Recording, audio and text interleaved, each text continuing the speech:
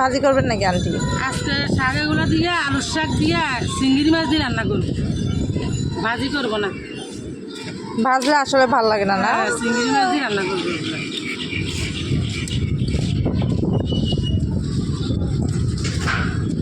দোনোটা দিয়ে তুলো শাকগুলো। ব্যথা পাবি।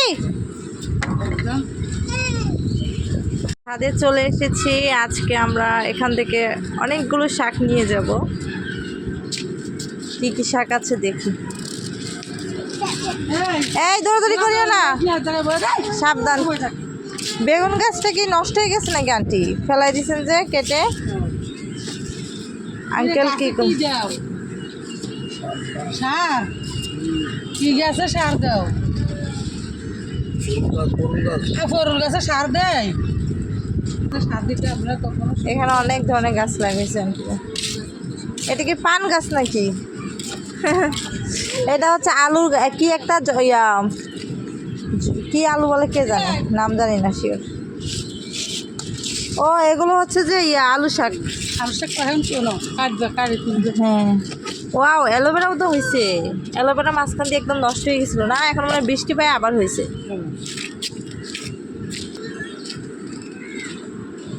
কি সুন্দর, আসলে ইচ্ছে থাকলে সব কিছুই হয়। এই যে এখানে আন্টিরা সব কিছু গাছ লাগাইছে এই ছাদে যতটুকু। এই হাঁস ধরেও না সিনহা।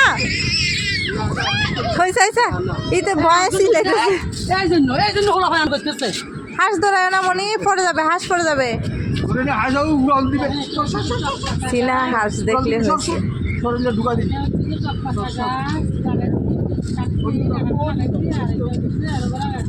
এটা হচ্ছে হাঁসের খোপ, মানে হাঁসের ঘর আর কি।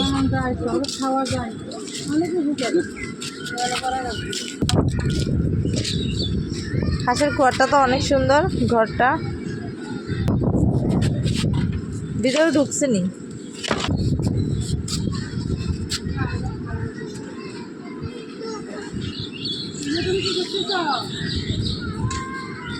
এত পরিমাণ বিল্ডিং চতুর্দিকে, এক ফোঁটা জায়গা খালি নেই।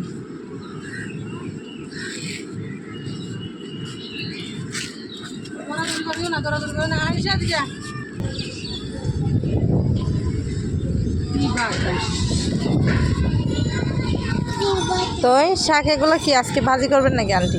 আজকে শাকগুলো দিয়ে আলুর শাক দিয়ে চিংড়ি মাছ দিয়ে রান্না করবো, ভাজি করবো না।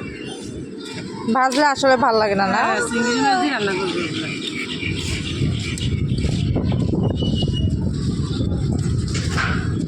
দোনোটা দিয়ে তুলো শাকগুলো। ব্যথা পাবি।